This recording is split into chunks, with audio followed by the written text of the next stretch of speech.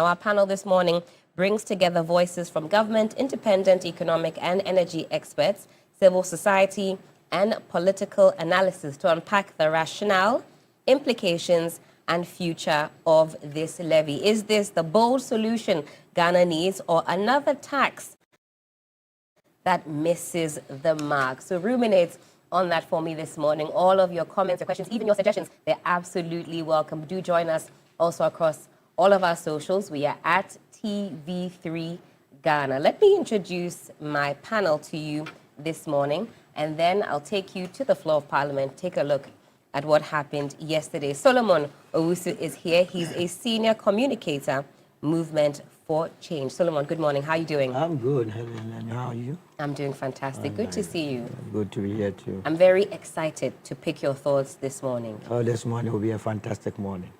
It will be a fantastic morning. As against it is raining as well. Yes. So everywhere cool. Everywhere cool. But maybe the big issue will be hot. He is here to do a lot of talking. I'm here to listen. All right. That is the beauty of being in opposition. We are just watching the play out. You understand? All right. We'll also be picking your thoughts and your insights on that. So you seem to be watching her so much. I don't know why. Oh, no. We're all watching you. Wanda Medilo, National Comms Team member of the NDC. It's good to see you. Good morning. Yeah, good morning. A very good morning. Very, very good morning to all your listeners, your viewers, and all that across the country and beyond. We're very excited. It's a very bright morning, and I believe that it will be good. Solomon says it will be good, so I so believe that it will be good. I agree with that. It's a good day to have a good day. Yeah. I've also got Dr. Samuel Efriye. He's a political and economics analyst who'll also be sharing his perspective on this particular issue. But let me come to Wanda firstly on this issue. Actually, let me pause it here. I did mention that we'll be taking a look at what happened on the floor of Parliament. So let's take a listen to Dr. Kaseel Atuforsen, Finance Minister, on the floor of Parliament. After that, we'll also listen to Minority Leader, Honorable Afenyo Markin. And then we'll also take a listen to first Deputy Speaker Bernard Ahiafo. Take a listen. To help raise additional revenue to fund the needs in the power sector, government is proposing an increase in export price of petrol, diesel, and related products. The impact will be absorbed by the gains made from the strong performance of the Ghana cedis. The Speaker, I repeat, the impact will be absorbed by the gains made from the strong performance of the Ghana cedis. And this will mean that consumers will not have to pay extra for the price of petrol and diesel beginning today. Right, Honorable Speaker, our simulations suggest that there will be no increase in the export price of petrol and diesel in the next window beginning today if the levy is imposed. This is because of a strong Ghana cedi. Right, Honorable Speaker, the levy will serve as a dedicated source of funding to the power sector, and the proceeds will be earmarked for the procurement of essential fuel for power generation. You presented your budget saying you are not going to introduce new taxes, new levies. Then you turn around, you say you are repealing e-levy. You are all over the place. Now you are bringing back e-levy. And then you say that the Ghanaian public will not feel it. Mr. Speaker, you repeal e-levy, reintroduce e-levy. That's what you are doing. What are you? This is the e-levy. You have introduced e-levy. Then you say that you run it through certificate of agency. Mr. Speaker, honorable members, the e-levy being introduced. Honorable members, this is a house of record. What is it? Honorable members, this is a house of record. The bill introduced, which I have just referred, is energy sector levies bill. It is e-levy. So this is not electronic levy. Mr. Speaker, with respect, allow the minority to have its say. You allowed the minister to speak. What is energy sector levy? Short form e-levy, is it not it? The energy. What is energy? Is it not E? How do you spell energy? Is it not capital E? The short form of the law, the levy, is e-levy. You are reintroducing. And that was a very animated Honorable Afenyo Markin on the floor of Parliament. He's the minority leader. He says from one e-levy to yet another e-levy. We'll be dissecting that, of course, this morning on the big issue. But let's also take a look at the energy sector debt. What exactly is going on in the sector? Now, you have in excess of some 3.1 billion US dollar debt. Now, the debt owed to IPPs, independent power producers, in excess of some 1.7 billion US dollars. Also, the debt owed to Car Powership, 400 million US dollars, in excess of that amount. You've got ECG under recoveries, the shortfall, some 2 billion Ghana cedis monthly. That's just slipping through our fingers. Also, in 2025, that was 30 billion Ghana cedis. Current fuel reserve, we're told, some 2.6 days. All right, so just to paint a picture there of what exactly the energy sector is looking like as far as our debts are concerned. And again, to recap, government says that the need for this amendment of the levy is to address growing shortfalls in the energy sector and also to reduce legacy debts owed to IPPs, state-owned enterprises, and fuel suppliers. Wanda, I'll come to you firstly on this one. Government says that we all need to pitch in because the debts in the energy sector, they're simply unsustainable. I wanted to ask, what sort of stakeholder engagement happened before this proposed levy was introduced and then finally passed on the floor of Parliament? First and foremost, we need to put in context this whole, discourse. This is a government that has inherited so much debt in the energy sector. You remember handing over notes depict that they had accrued debt of about 69 billion, ECG alone. I mean, ECG, I'm not talking about ECG, and ECG is not the only player within that sector. You can also recall that under Dubik Mahama, circumstances that under which he resigned also triggered some debates as to the cash waterfall mechanism, how that ECG collects so much and gives so little out to the independent power producers. And you should also understand that we have a power sector that has independent producers. However, it's not government. And so there are private individuals who have profit motives, who have business motives, and who are only helping the country to be on its toe in terms of our power production. And so if you have such a fragile environment where debt is owed so much to the independent power producers, including the state-owned, like VRA, like Gridco and all the others, you want to tread cautious in terms of how much debt is accrued. And I can give you an example.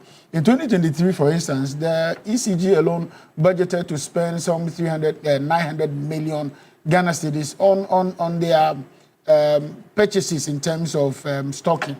They spent 8 billion. Same thing happened in 2024. Another 8 billion was spent when the budget was 900 million. You also recall that we have had to go through a very painful experience of a debt cut of about 240 billion Ghana cedis that affected 1.3 million Ghanaians. So if you look at the gravity of the whole business, we have an urgency on our hand. The emergency we have on our hand is that the debt level keeps growing. Now, for you to allow the debt level to grow to a certain unsustainable level is the reason for which Ghana went virtually to the downdrafts. We have had inflation rising all the way to some 54%. We have had our debt level growing to 700 and something billion Ghana cedis and all that. You don't run a country that way. What you want to do is that you want to manage your books. And in managing the books, you need a revenue base in order to do that. Leaving government in 2016, we had left a debt of about $2.1 billion. At the time, it was only equal to 8 billion Ghana cedis in the entire energy space. The MPP under 8 years have left a bill of about 80 billion from 8 billion. Now, how do we take care of these challenges and how do we fix these challenges? We introduced what we call the ESLA levy, if you care to know, before we left government. That was in 2015. And the ESLA levy was basically to take care of the growing debt unsustainability within the energy space. However, this government came to power and collateralized ESLA to the point that Exla can only be free from now until 2035 before government can make good revenue from Exla. How do you fall on these kinds of mismanaged, book balances? And it was difficult for government. The debt level is growing. Every now and then you have all the IPPDs threatening to shut down because you can't pay them the required, entitlements that they are due. Government took a decision that, hey, listen, we need to fix it. We need to bite the bullet. One of it is that manage the currency. Today, we're happy that the exchange rate has gone as low as 10 Ghana cedis to the dollar. It's 10 this morning? 10 point something, right. To the dollar. You go, you remember when we took over, it was somewhere in the region of 16. So from 16 all the way to 10, that is a fantastic achievement. Already, we have been able to reduce our debt level to about, we reduced it by some 150 billion Ghana cedis within 5 months. That was good. Now, when we took over and petroleum prices at the ex-pump, what was the rate? It was 16 Ghana cedis to buy a liter of fuel. Today, it's selling for 12 Ghana cedis, 11 Ghana cedis in some places. That is a good margin. If you did the math before, we were buying a gallon for 72 Ghana cedis per gallon. Today, we're buying it for some 56, 54 Ghana cedis per gallon. So if government says that, hey, listen, we need to share this burden together. It is a levy. It's not going to stay forever. It is for a period to fix the hole. Once the hole is fixed and government sees that there's no point collecting some of those debts. We have been in this country that unless government introduced things like COVID levy, A-levy, and all manner of levy, and yet the country went down the drains. We have not introduced any of those. We have actually cancelled them. E-levy is gone today, no longer on our books. Import charges are being reduced every now and then. You have all this coming into the economy. How do we fix the energy challenge? Government thought it wise that one of the best ways to do is to add some 1 Ghana cedis on a liter of fuel. People are aggregating that to 4 Ghana cedis, even if it was 4 Ghana cedis. From 72 Ghana cedis per gallon, now to 54 Ghana cedis per gallon. If I add 4 Ghana cedis, that is 58. That is still below the 72 at which we were buying it.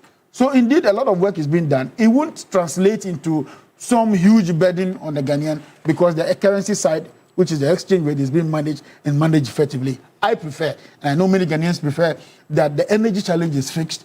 We have power. We have the independent power producers also stable with us. We manage our currency. The economy is managed at a very solid level, and we're doing very well. For me, that is the crux of the matter. It is not how much is being introduced. For me, it is how much we are managing the introductions, how much we are managing our debt portfolio, how much Ghana is on a good footing in order to go to the international market and attract investment. So, indeed, if you ask about what stakeholder engagements have been made, right. I'm sure you're talking about the public. But if you talk about stakeholder engagement, you are looking at the independent power producers themselves. You are looking at the ministry itself. You are looking at the people who will be paying itself. And then you are looking at either the BDCs or the OMCs and all that. I think that a lot of that has been done. Okay, so that has been done. Yeah, a lot of that has been done on the quiet. We didn't Why on the quiet? On the quiet because the players within that space are in that regard. I mean, OMCs are not all over the place. The owners are not all over. The BDCs are not all over the place. And independent power producers, they are body corporates. And so you want to engage them at that level. Right. Yes, indeed, any tax, any form, no matter how much you engage the people and you do town hall meetings, when it is eventually being introduced, it will face some backlashes. And we do agree, we do understand that some of these challenges will come along with it. But we have a government that is very efficient in managing the books. We have a government that is efficient in managing our exchange rate. We are looking at inflation to go down to some 11.7% at the end of the year. And so all that we manage, and I can assure you that under President John Dramani Mahama, every bit of money collected for its intended purpose will be used. We are not going to be like the NPP government where you collateralize Get Fund, you cap it, then you collateralize it, you go to another one like Get Fund, Road Fund is also collateralized and is capped. We're not going to do that. In fact, that was going to be my next question to you. How government plans to ensure that this new levy directly addresses the energy sector debt and doesn't become another tax handle where it's being used for other purposes. How do we get that assurance that this time round, this tax handle is going straight to the root cause? If you observe how we have conducted our business so far in the last 5-6 months already going, you will observe that this is a government that is very prudent in managing its books and its affairs.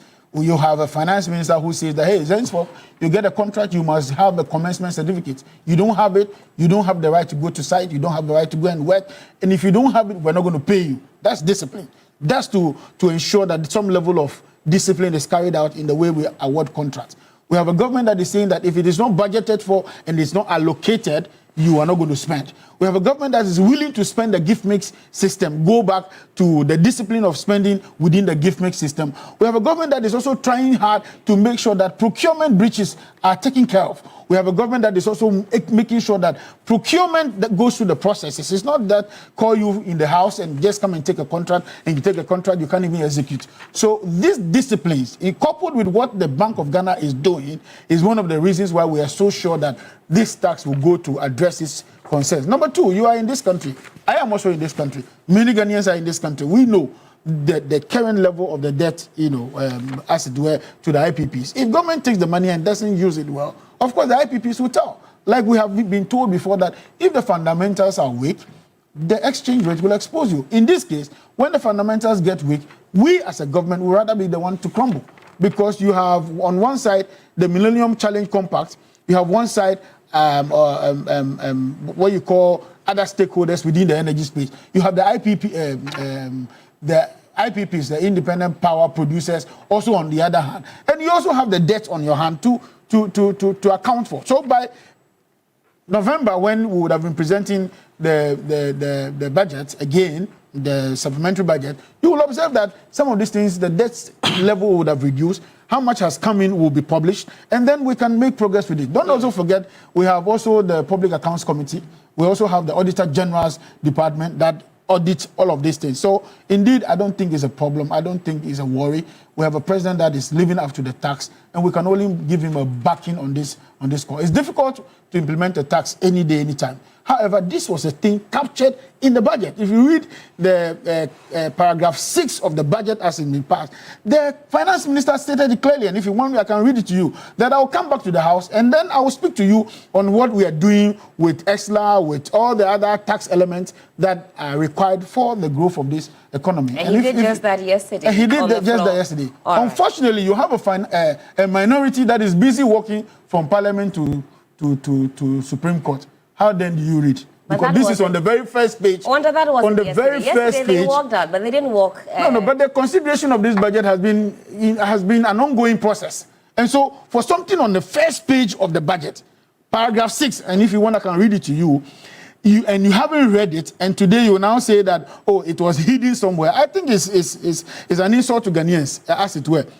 Paragraph 6 says, Mr. Speaker, with this budget, I will also be seeking a review of the following acts to support the policies of government aimed at stabilizing the economy and promoting inclusive growth. And number 1, he talks about Petroleum Revenue Management Act. He talks about Ghana Infrastructure Investment Act. He talks about Minerals Income Act. He talks about the Energy Sector Levy. He talks about Cocoa Board Act. He talks about earmark funds capping and realignment. He talked about Public Procurement Authority. He talked about the GET Fund. He talked about Fiscal Responsibility Act. He talked about the Revenue Administration Act. What else? What else? All right. Well, what else? Catch your breath for me. I'll come back to you so we can expand the tentacles of this conversation. Solomon, let me come to you. What is your assessment of government's rationale to introduce this 1 Ghana cedi, 1 litre fuel levy? Ellen, good morning once again, and good morning to my brother. I mean,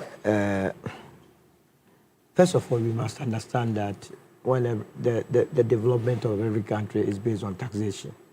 So as a citizen, you must not be afraid to be taxed, because that's the only way any government can survive. I remember when President Kufuor came, he brought in the toll recovery levy. The idea was to reinstate toll. But as we speak, what is the status of toll? If you look back, then you say maybe President Kufuor got it wrong. Whatever he brought could not materialize or could not achieve. You talk about the losses that toll sees year on year in excess of billions toll of is not functioning. cedis. So when Professor Mills also came in, he brought in the ESLA. The idea was to deal with the huge energy sector debt. That could not also materialize because in 2017, when the MPP came to power, they took over a debt of $2.1 billion. Now we are in 2025, and the debt is $3.1 billion. So it means within the last 8 years, the NPP added $1 billion to our debt stock. So it tells you that the problem really is not about putting more taxes for the people to pay. We need to go back to the root cause and tackle what is wrong there before we begin to implement any taxation. Other than that, we will just be fetching water into a basket without achieving... Somebody says like putting a plaster on a gunshot wound. Absolutely. I mean, the problem, we are told that ECG, that is at the lowest ebb of the whole supply chain. Distribution losses alone, last year they incurred 32%, which is the highest in the industry. I mean, the industry accepts losses within 10%. But ECG alone lost 32% of how much they were supposed to have raked into the system. Now you have what you call the cash waterfall mechanism. So they are supposed to collect the monies. Electricity or energy is generated by VRA, transmitted by GRICO, and distributed by ECG. So if ECG fails, the whole supply chain fails. And here is an institution that is incurring a loss of 32%. Which business will survive? And when you go into it as to why they are losing such monies, it has to do with metering, billing, and power theft. So why are we not dealing with that? We live in a country where we know where illegal connections are. These illegal connections are done by ECG officials. They take the money and put it in their pocket and incur losses to the state. We live in a country where a citizen wants to get meter. Meter is like cocaine. Hey, give me meter, let me pay too. Must I beg? You have to beg before you get a meter. We live in a country where the American embassy told us that they have been there for more than 2 years. Nobody came for their bills. They don't go for it. They would rather go and chase the poor people. So that is where the problem is. So to be able to deal with this problem, we have to, as it were, tackle some of this. Beyond that, the actions and inactions of the officials at the ECG itself, sole sourcing. I have set time with that number that every procurement at ECG is inflated by a factor of 150%. They bloat it. You say it's inflated by 150%. So, for instance, if ECG is going to buy a bottle of water in the open market, if it costs 1 cedi, ECG alone will buy it 1 cedi 50 pesos because of chop. They don't care about you. Now there has been another element where officials themselves, they steal containers. Haven't you been told this? And you want me to pay for it? You're talking about the ECG container scandal. We're told some of these containers have resurfaced. That is why the Ghanaian must be talking. We must be speaking. But for the vociferous nature of the Ghanaian, those containers would have...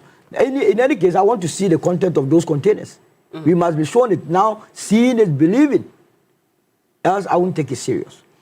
Now, the budget that was presented on the 11th of March 2025 had this in it. The revision of the ESLA energy sector levy. So my brother is right that it will be reviewed. And once a budget is passed, it means we have accepted everything that is contained in it. That is why the same budget that said that e-levy had to be removed, it has been removed. So if you agree that e-levy has to be removed by reason of the fact that the budget has been passed, well, then why would you have a problem with the increment in the fuel prices? They had already told us. We must not give ears to these busy-for-nothing politicians. What they do in Parliament is theatrics. Who are you referring to? I'm referring to both the opposition and the majority. So yesterday you were glued onto what was happening on the House of Parliament. I wasn't. Theatrics. No, theatrics. I had known from day one that once the budget was passed, I was in anticipation of the increment. I had known from day one. But the problem is that, you see, these MPs, they don't come to us to solicit their views, our views. They go there and take decisions for themselves. That is why the citizens are disconnected with their MPs. The MP in your area, did he or she ever discuss with you about this thing? No. But he went to Parliament to pass the budget. So if the budget has been passed and the MPs represent you, the presumption is that you agree. So why must you have a problem? But we are saved by the bell. I want to go by what the finance minister said, that this will not have an impact on us. I want to believe that this finance minister is not like Nana Akufo-Addo, who said, you are never going to have haircut the next one where we had it. So he says, by virtue of the fact that there is stability, which I agree, in any case, let's be frank to ourselves. In terms of how these people have managed themselves, they have done so far better than what the MPP did. That's your assessment over the last 5 months. In terms of the stability of the currency. I mean, just recently, a liter of diesel was going for like 15 cedis. Today is within the region of 12 cedis.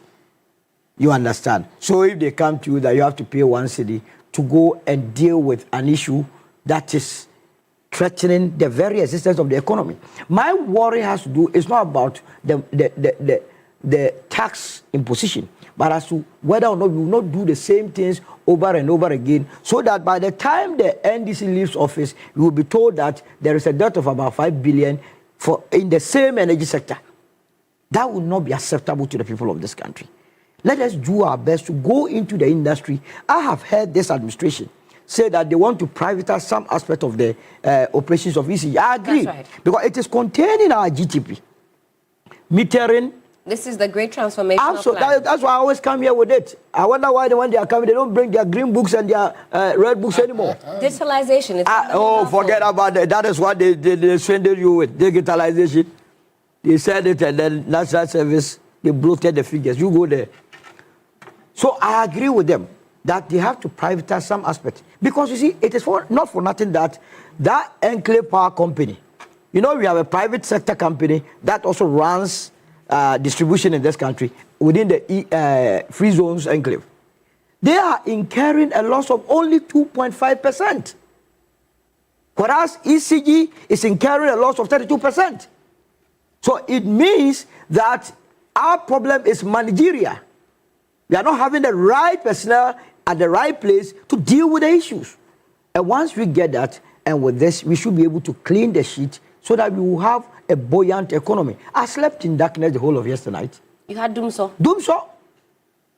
Doomso. The way my daughters were sweating, I couldn't believe it. I couldn't believe it. So if I slept in darkness and I wake up and you come and tell me 1 cedi, on the surface or the face of it, I have to go and chase the finance minister. But the truth of the matter is also that there is a debt to be paid. If you do not pay the IPPs, how would they be in business? And if they are not in business, how would you get your energy needs? And that is where the issues are. Corruption must be nipped in the bud in that sector. It's so widespread. That is not surprise you that the former chair of the ECG company, Afenyo Markins himself, who was shouting in Parliament, told you that at ECG, they still at war, and he was in the know. And nobody has been questioned. I believe you'll come to the next topic, but if you are not going to come to it, it is the reason why ORA must work. We'll certainly come to you it. Come there, because my group has issued a statement, a very serious statement to this administration that they must take the issue of ORA very serious. If we are going to do it and do it well, some of this money will come into the national kitchen. We may not even need to increase prices. You understand? The monies are with the people, the individuals, the private persons. You think it will be easy to recoup and recover those monies so that we don't have to pay additional taxes and levies and so on and so forth? Haven't you heard the testimonies going on in the court in the matter of Eduboy? The errand boy. Talking about Director... How he has been going to collect money belonging to you and I. How difficult must it be? And levies and so on and so forth. Haven't you heard the testimonies going? Analyst, that is Solomon and Wanda. Thank you so much for making time for us this morning. Now, what are the potential political risks and rewards for the NDC government having passed this policy?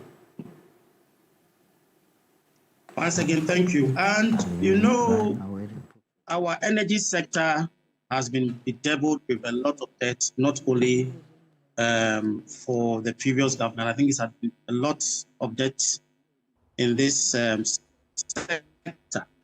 And it's one of the major situation or problem that this country is facing. So any steps that the government of the day will put in place to ensure that these debts are being reduced, I think it's commendable. And we will say that the debt of $3.1 billion is not a small amount. But the introduction of these, that is the 1 cedi per liter, is something that we have to be very cautious about that, especially when we tagged with the dollar cedi ratio, because if we are not careful, and let's assume that the cedi goes up, or let's say the cedi changes, we cannot predict the market within the long term or the medium term. But the short term, maybe, I think the economics has predicted by saying that the cedi and the dollar might be around up to 13 or 14 before the year. So still it will be hovering around 10 and 14. So if that been the case, that based on the Minister for Finance presentation, means that the dollar is where they want to tap into it so that they can get these revenue for the energy. There's nothing wrong with that if they want to go into it. But the issue now is it sustainable? Assuming that the dollar increases, is it sustainable? And that is where our problem lies. And the economic implications, sometimes, if you look at the one cedi to a liter, I would think that they should not follow the MPP when they brought in the yield, where they were raising that the figure was high. French people were saying that if they started from the lower figure, they would just increase it marginally. I would suggest that they could even start from 0, and that is 50 pesos per liter. I think that one would be a little bit, and as time goes on, and maybe you look at the market, then you tend to use that to increase it. But if assuming I'm a commercial driver and I buy 20 liters a day, right? So which means that I'm paying 20 cedis as the energy sector kind of, that is the amount. I'm paying 20 cedis. Of which yearly, that commercial driver will pay 7,760 cedis. You come to private, if the private man, like some of us, buy 10 liters, that person will also be paying 2,880 based on the 1 cedi per liter.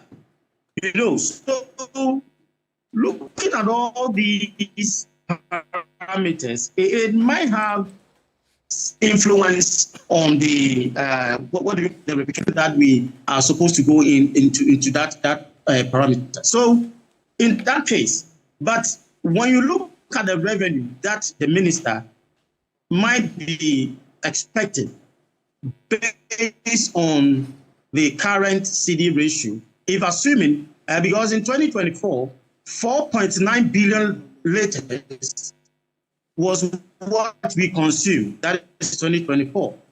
And it has been projected by 17% this year. That will be around 5.8 billion liters for the year. So an expected revenue, if the dollar is 11 cedis, the government is expecting $527 million for that sector. So when you look at the revenue expectation, I think that if the dollar is still maintained up to that range of 10 to, then I think the government might be seeing some improvement in this energy sector reduction. So for the government side, you can see that if the cedi and the dollar, as the minister has presented, then it presupposes that we are expecting some more, I think more than $500 million for the year.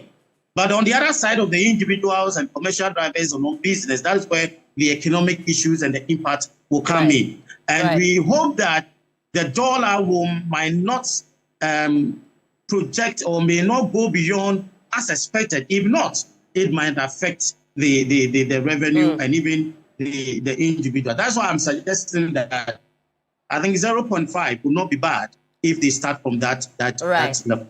All right, Doc, so you're saying that a figure of 50 pesos could be a better alternative to the 1 liter, 1 Ghana cedi. You're also talking about the strength of the dollar. You say that if that changes, if that tide changes, this could also affect individual pockets and also the pockets of businesses. I do want to ask you, Doc, because on the floor of Parliament, we heard from the minority leader making the point that, well, e-levy was struck out, but this is another e-levy, you know, E for electronic and E for energy. What lessons can be drawn from previous governments' experience with unpopular levies? So this morning, we know that this levy is being met with some, shall I say, some critique, not just about the amounts, but also the timing and whether or not, like you say, it's sustainable, if the dollar will remain this way. You know, Helen, sometimes these politicians, we don't know, but whether they learn from previous government or their own experience, because, you know, sometimes it's not always imposing taxes. You know, I think our system of trying to ensure that waste in the system are being removed or trying to work it out. We have not been looking at that perspective, but always taxes is where we think that, and sometimes we use the word convenient taxes, easy way of taxing is where most of our leaders tend to use that. And that is where it has been a problem. Ghanaians in Ghana, I think our finance or our sector in terms of taxation, we have not been looking at how efficient and how we can use creative and technology to ensure that we get waste out of the system. That is not our focus. I think some time ago, we're just looking about how this petroleum sector, how people who pay taxes are being managed, at least how we can use technology to ensure that people who pay the right are supposed to pay these taxes, assuming there is 1 liter per, what do we call it, per, that is 1 cedi per liter. Who is to ensure that this amount is paid? It's only people that the technological aspect that we can introduce, the efficiency that we can introduce, creativity to ensure that, because if not, people can siphon these kind of money. As Solomon was saying, that we tend to ensure that we get all this money, but you see that people tend to misapply them or use them in a way that at the end we see that we are just wasting our time. So politicians should be very smart in a way to ensure that they learn from the experience and tackle the efficiency and the loopholes in the energy sector. I think ECG, I side with Solomon that we need to privatize some aspect. Yes, we need to make those, because it's also about 2 months ago, or I think it's June, that the electricity bill was being imposed some a kind of amount, I think 14% or so. Indeed. And now you are coming to the petroleum, yes, 8 or something. So you see, Helen, it's about how we put efficiency in the system that already we have to ensure that we collect the right figures that we have been earmarked, but not always tend to imposing new way and using convenience way of trying to get this. So I think the minister should also look at that one very, very critically. If not, these monies might not end up as it might be expected. Doc, thank you so much for that perspective. I'll come back in studio, but before that, let me also welcome to the conversation Duncan Amwa. He's the Executive Secretary, Chamber of Petroleum Consumers, COPEC. Mr. Amwa, good morning. How are you doing? I am well. Thank you. Good morning to you, to your viewers, and to your panel. Let me go straight to my question. Do you believe this new levy is the most effective solution, or are there other alternatives that government should be exploring? Well, Helen, if you cast your mind back a few years back, specifically in December 2015, exactly 10 years, this year, was when we went to Parliament to request for Energy Sector Levies Act, which act was intended primarily to defray or to be used to defray or pay off the legacy debt within the energy sector space. There were some pockets of resistance. We were opposed to it initially. Eventually, we had to agree that something ought to give in order to be able to clear off the then $2.2 billion debt overhang within the energy sector. And so the expectation, if you recall back then, was that within 5 years, we would have been able to pay off. And so that brought about that whole discussion of a sunset clause, which Ghanaians were told that 5 years, we should be able to take off the ESLA that was imposed January 3rd, 2016. So that should have taken us to somewhere 2021 for us to finish paying whatever debt that had been accrued within the energy space. Unfortunately, 10 years after implementation, or 9 years after implementation, 9.5 years thereafter, we are today being told that so the petroleum part of the energy mix is deregulated and is not bringing any additional debt. Power alone has been able to also accumulate another 3.1 billion USD, up from the initial 2.2 billion for which ESLA was introduced altogether. Now we are being told there's a new debt or additional debt, and somebody has got to pay for it. Unfortunately, it is not the people who, if you permit me to say, have mismanaged the power sector that are rather being asked to pay.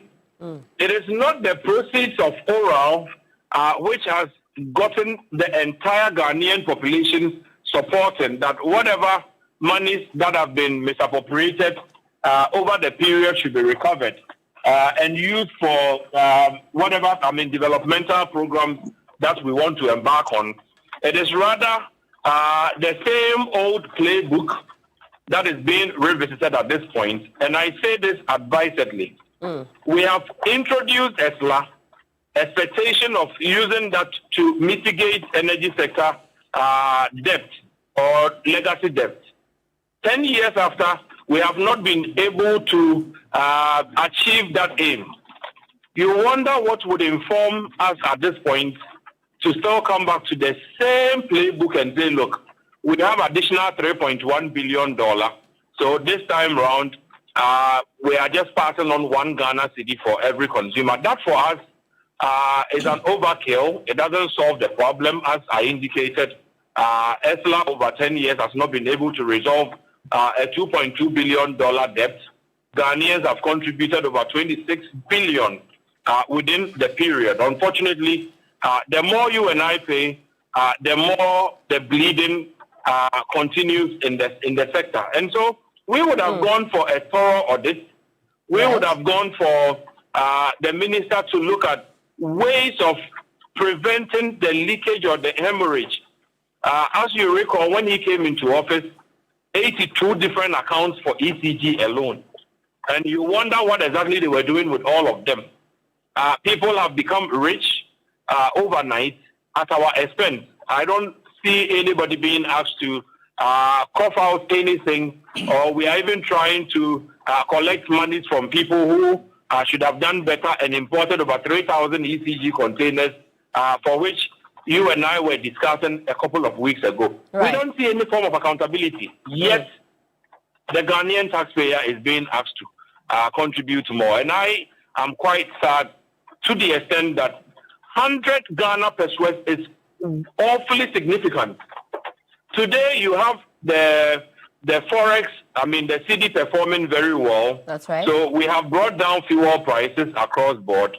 We have requested for GPRTU and their members to reduce transport fares. Then we saw another reduction coming we all thought was going to give us up to 1 Ghana cedi. But the eventual effect was about some 50, 60 pesos.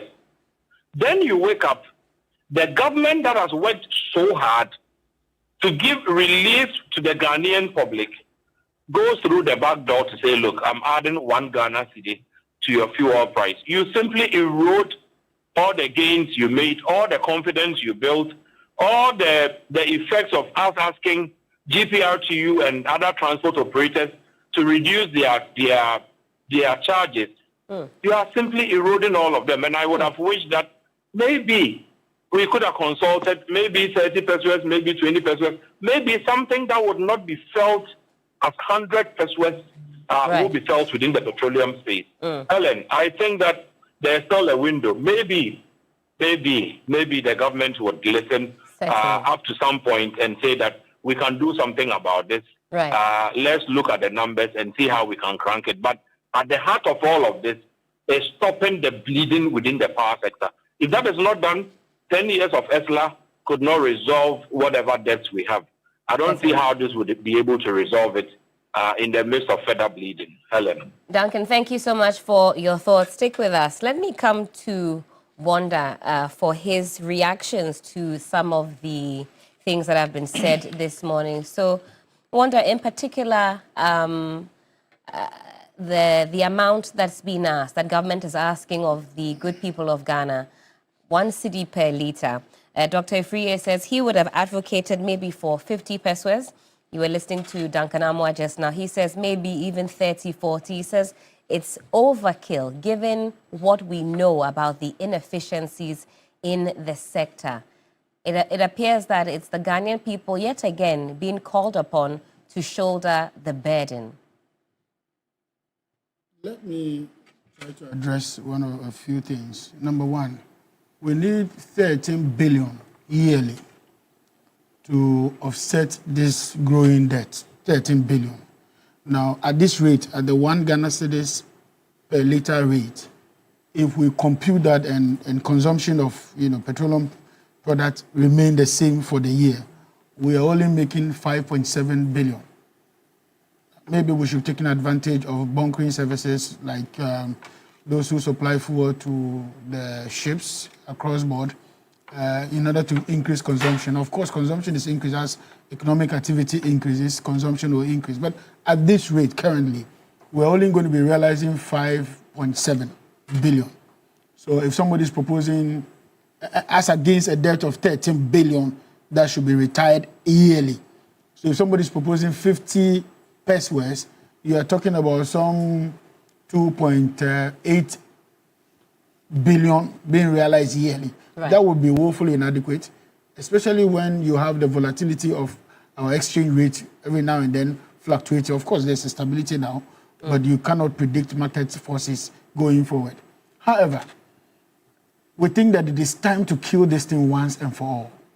Now, when we say kill this thing, it is because, as we speak, what are current prices?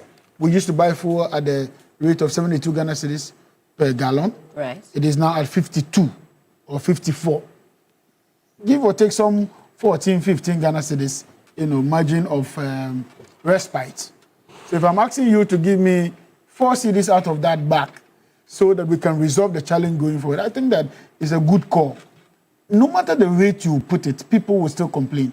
In fact, if we woke up today and it was 0.20%, 0.20 Ghana pesos, right, people will still complain. So it is not really how much is being placed on it. It is the impact, in which we believe such impact has already been mitigated by the sheer stability of the economy vis-a-vis exchange rate at this rate. Don't forget that independent power producers are people who deal in forex. And so they are buying virtually all their input in forex. If they need to do some maintenance, it's in forex. If they need to import fuel, it's in forex. And so you are not just looking at a rate just for the rate's sake. You are looking at a rate that is sustainable. You are looking at a rate that will be able to retire the debt. You are also looking at the rate that will be able to put power production and supply at the center of the discourse, so that industry is able to grow, so that people are able to plan even domestically. And then all these our institutions are powered, to the max. Now, the longer you keep this debt on your books, what happens is that in business, we say that you are the weaker end of bargaining. If I owe you so much and I ask more favors, you will determine the cost. And so even the price per kilowatt is sometimes government is not able to, put its feet on the ground because you owe so much. So time is of the essence. Yeah, time is of the essence. And I think that it is something that we should bear with the government. It's been difficult to arrive at this position. It's been difficult and challenging to arrive at this. However, you have a government that has proven that they are going to be meticulous in the management of the economy. They are going to be able to manage this crisis to the extent that it doesn't collapse the economy once more. Nobody wants debt. Nobody. It is debt unsustainability that has gotten us to the IMF. The same debt unsustainability that has gotten us to do the haircut. Over 240 billion, affecting 1.3 million Ghanaians. You can see the number of people who died in the process, the number of people who lost their investment, the number of people who have gone, let me use the word, health concerns, who have got health concerns out of the debt cut. We don't want to get there. We don't want to visit some of those gruesome, experiences that we've had with this economy. And this should shield us from getting there. Is that what you're saying? Certainly, this should shield that. Yes, we agree that ESLA has not been managed well, but ESLA was only abused under the ESWAL administration. I don't want to do politics today, but it has only been mismanaged under the ESWAL administration. Rightly said, ESLA brought in some 26 billion Ghana cedis. In essence, if indeed this debt is anything to go by, if we kept it at that rate, we had only about 40-something billion.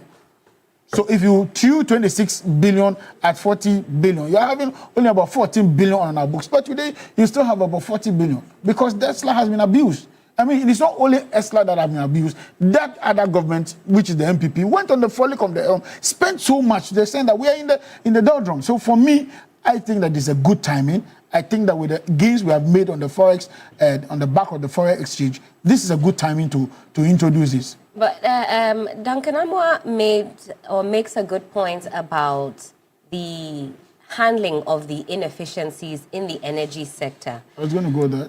So that was going to be my next question. How do we appease the average or the everyday Ghanaian? We hear about the inefficiencies, there's power theft going on. We understand that some officials who work for the ECG are complicit. We're losing, is it 2 billion Ghana cedis monthly from the ECG alone? Talk about NEDCO and their unique challenges as well. How do you respond to that critique that those things have to be critically looked at? We're pouring water into a basket. I think you used that analogy. You also mentioned when we started the conversation that some measures are being implemented. Will we see that same energy, fever, speed as we saw on the floor of Parliament last night to also address these issues so that this, can be put to... No, I can assure you without any shadow of contradiction that all these things are going hand in hand, going on hand in hand. You will recall that Haptel came in as one of those companies to resolve the billing, the collection of electricity tariffs. We're also trying hard to make sure that all meters are becoming smart. There's one thing having a meter in your house. I'm not talking about even the postpaid meters. Right. Postpaid meters are all analog. But even the prepaid meters, some of them are not even smart meters. So, for instance, there are people who have to physically carry their card to a vendor, go and slot it in or swipe and all that. Those are not smart meters. Smart meters is such that I sit here and I can load my meter in the house. The meter is able to tell me where the credit level is gotten to and all that. Those are the more smarter meters. And those meters, very difficult to tamper with. The least thing you do, it will trigger an alarm and the office is aware that somebody is tampering with the meter or some changes have been made. Those are system challenges that we want to resolve. And that's why you will recall that the minister was asking for some private participation in the space of collection of the tariffs from consumers. Then also ECG itself is undergoing some structural reforms. And some of these structural reforms are having to do with the management of our power sector in terms of distribution. Last week or 2 weeks ago, the minister has directed that some transformers are sent to the various stations, bulk stations for efficient delivery of power.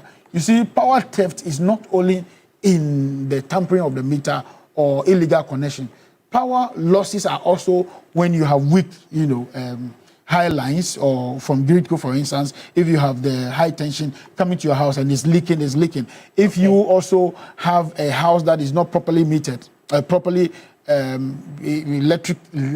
electric wiring done properly, and you don't have good earthing, you can have leakages. You also can have leakages with bad transformers and all that. So a lot of our underground cables are weak. They cannot produce, carry the kind of power you want efficiently.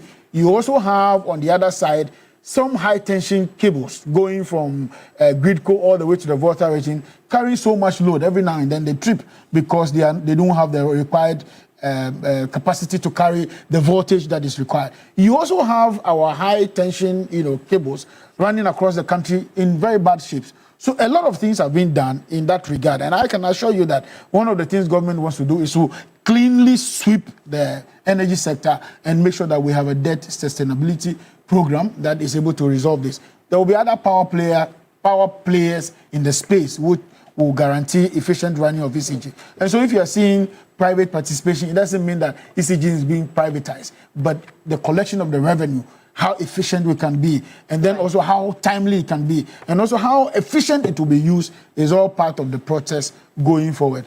Another thing worthy of note, and we need to watch this, is that ECG itself has become a burden on the books of government, right, in terms of the way they have managed themselves. Procurement breaches, I've told you, they budget for 900 million, they are spending 8 billion, and that has happened in 2 consecutive years. That alone is 16 billion. That's again 2 billion to be spent, to have been or budgeted for to be spent. So indeed, a lot of inefficiencies. It comes with human resource, it comes with systems, it comes with their machines, it also comes with the billing process. So indeed, a lot of things is being done in that regard. And Ghanaians can rest assured that in 2016, when we were leaving power and we said we fixed doing so, it was because we had brought in enough power generation capacity.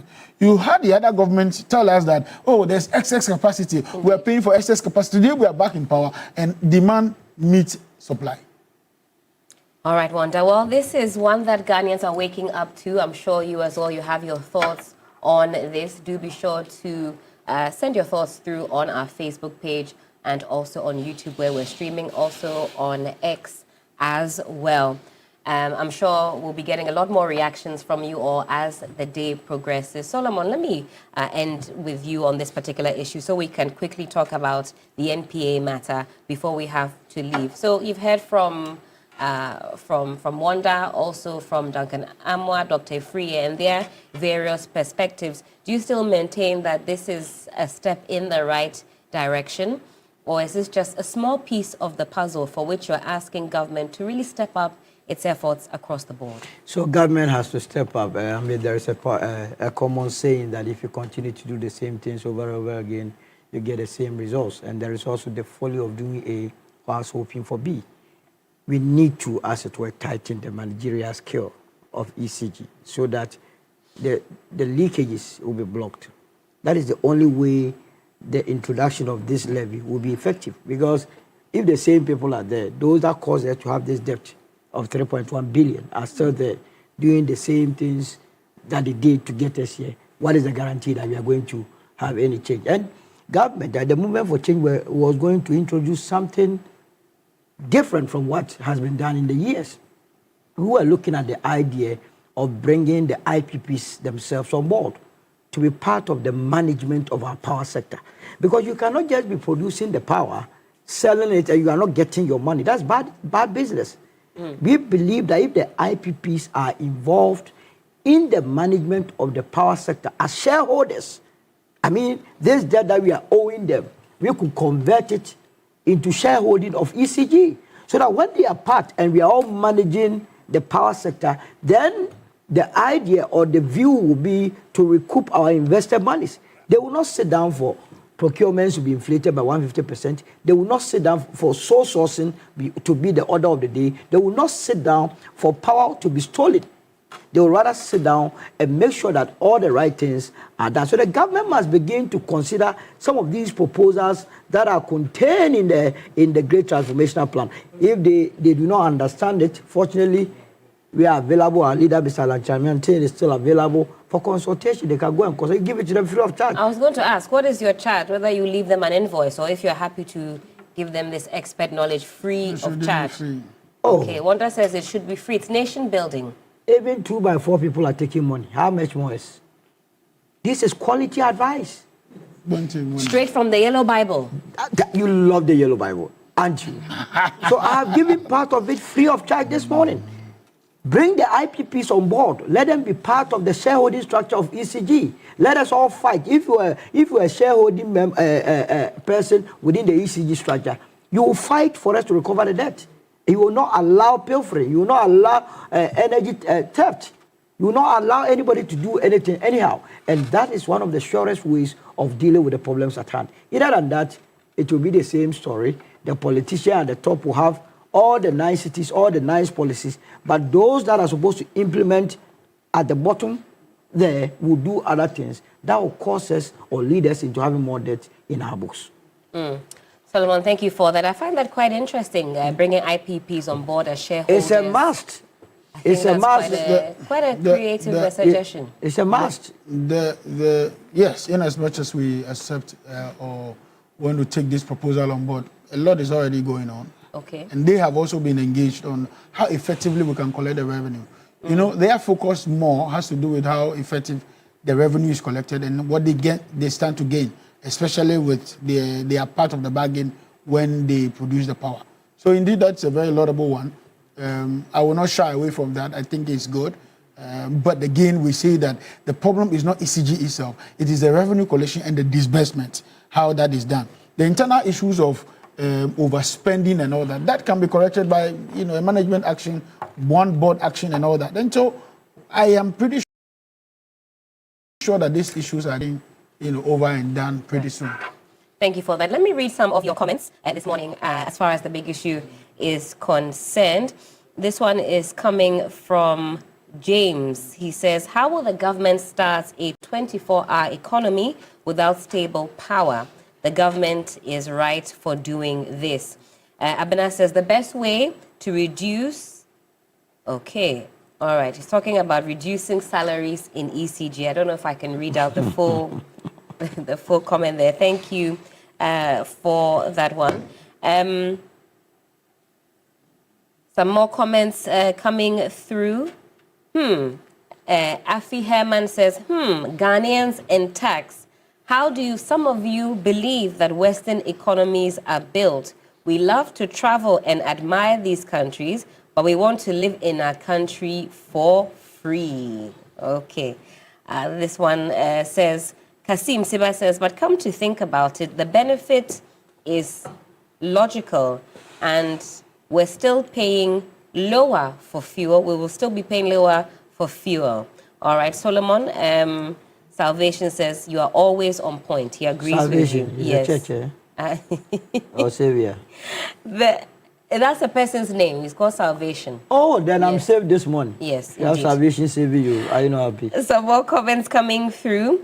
David says, when the NPP was mismanaging the energy sector, all in the name of providing constant electricity, Ghanaians were quiet. Somebody has to pay the debt. Abna is back again. She says, solve the root cause with ECG and get the right people for the right jobs. I think Wanda has thrown some light on this, talking about some structural reshuffling that will be happening in that sector. Okay, some more of your comments also coming through.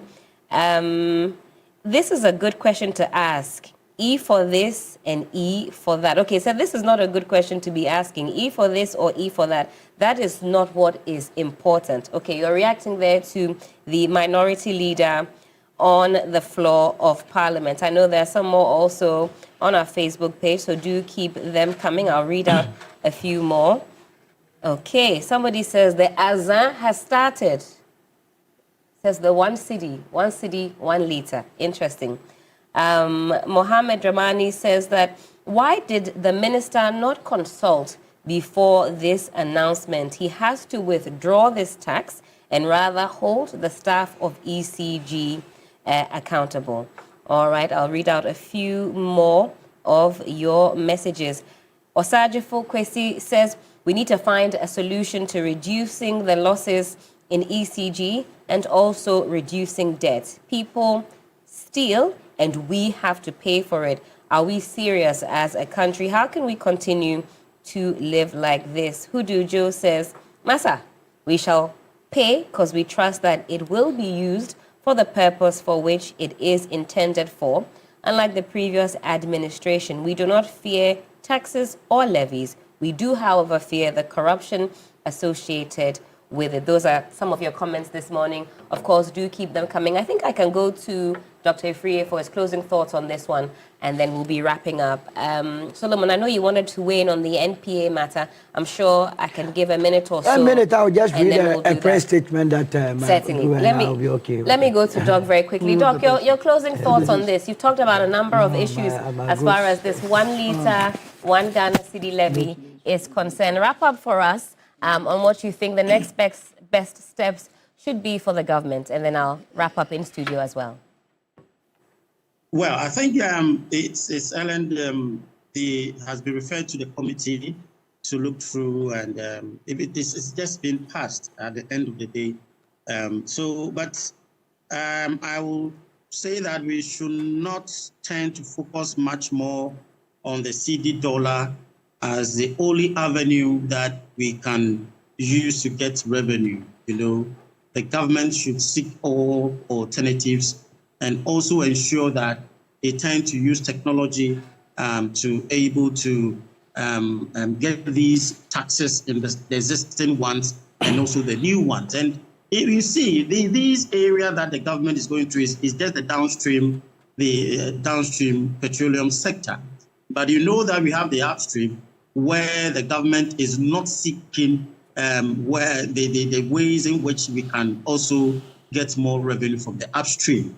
And I think the government should look at that sector very well so that it can compensate from the lower, that is the downstream petroleum sector. I think the government should be cautious and seek for other revenues from the upstream sector. Certainly, Doc. Thank you so much for that. Let me read a couple more messages, and then I'll come to Solomon. All right, so Lady Brown says, reduce the losses at ECG, become more efficient so that tax is needless. Francis Cranton says, good suggestion. I think he was referring to the IPP shareholder comment that you made. He says, good suggestion from the Butterfly Party. I agree on this one. Ebuka John says, but this tax is now a matter of urgency. I don't see any reasons to raise eyebrows. You would have heard from Wanda. He says time is of the essence. Jonadas Asempa says, Solo, I just joined, but I always love your honesty and your sincerity. Long may it continue. Lady Brown says, reduce the losses at ECG. That is all that we are asking for. Final comment here says, people will be happy to pay their taxes if they are confident it will be used to provide services and not end up in the pockets of corrupt politicians and their cronies. And speaking of which, the OSP this week addressed the press and by extension the good people of Ghana about some updates on cases that are being investigated and the state in which they have reached. We're told that some charges could be preferred against some of certain officials because of some monies that need to be recovered, 280 million Ghana cedis, I believe. We won't be able to listen to the OSP, but Solomon is here. He says that a notice has been sent. Tell us more. Yes, so my pressure group, which is scattered across the country, the Vanguard of the Nation, has issued a statement calling on this administration to make sure that ORA works. You say ORA must work. First of all, we acknowledge the strides that has been made by this administration in terms of how they have been able to stabilize the city. But that is not enough. If you read carefully all the messages coming, the people are more concerned about accountability. If accountability was the only issue raised in Parliament by President Mahama that received was the same issue that was raised at the inauguration that received the Ghanaian is interested in going after those that have taken our money. It's not a child's play. Anybody that is in this administration that thinks that the aura that they brought was just a mere political slogan must be living in a fool's paradise. It was a divine something. And they must make sure it works. It cannot be lost on us all of a sudden that all Africa Games, 245 million, 4.6 million was used for tax, 15 million for Wache, 16 million for 15 million for what? They use it to cook wachi. You understand? Now, the GBC, the director of Ghana Broadcast, you remember that issue? Indeed. That he said that, oh, they only paid GBC 105,000, when in fact, there was $3 million as the budget. It cannot be lost on us. It cannot be lost on us that the National Cathedral is still hanging. The Pualugu that we paid $12 million is still there. The SML, the PDS, the ambulance, and all these. It cannot be lost on us that we were told 100,000 people were being paid at NAPCO, which was never the case. All of a sudden, you want to forget? No, the rot at ECG must be investigated, and the OSP must up the game. This business of coming, talk only, no action, it doesn't. It's not something I go with. You have come to give us an assurance that by end of June you are going to court. By end of June, you are already giving them the indication that they must run away from this country. Is that how you want to operate? If you want to prosecute, go and arrest them. It's becoming one too many. When he started with Ken Ofori-Atta, I came here and told you that, look, they were playing musical chairs. The man is not going to come to Ghana. Now you have been told he's sick. Victor Solomon, he was sick. He was going to court. In fact, he died in prison. You don't know their actions and inactions, the number of deaths that we have recorded in this country. Kama, Dr. Jekum, he died because of the bad policies of Nana Akufo-Addo and Bawumia and Ken Ofori-Atta. Come and answer questions. We have people with impunity. They come and talk anyhow and tell us, oh, what is this? The man is sick. You can't come, but you have mouth to talk. He must come and answer. And this business of only throwing dust into our eyes, the government of the day must understand that if the OSP is not forthcoming, if he's not ready to do the job, he must sidestep in that office. I don't even know the significance of it. It must be scrapped so that we go after those that have taken our money. And they use it to develop this country and stop these knee-jerk reactions. Absolutely. Solomon Owusu, always very passionate in the mornings right here on the big issue. Wanda, you wanted to have a bite? Today is June 4th. Ah, all right. Probity, transparency, and accountability. And that is what Solomon is so and I am passionate about this recommending morning. that the president hand over the investigation of Ken Ofori-Atta to the EOCO. It's becoming one too many excuses, one too many theatrics, one too many lies, one too many forgery of documents and all that. We need that going forward. But to the memory of Chairman Rawlings, lenutifa farmer, mauna yirao fisha fi kenele, nyafa duko anayi ngogba, even though magalami agbo, akbar.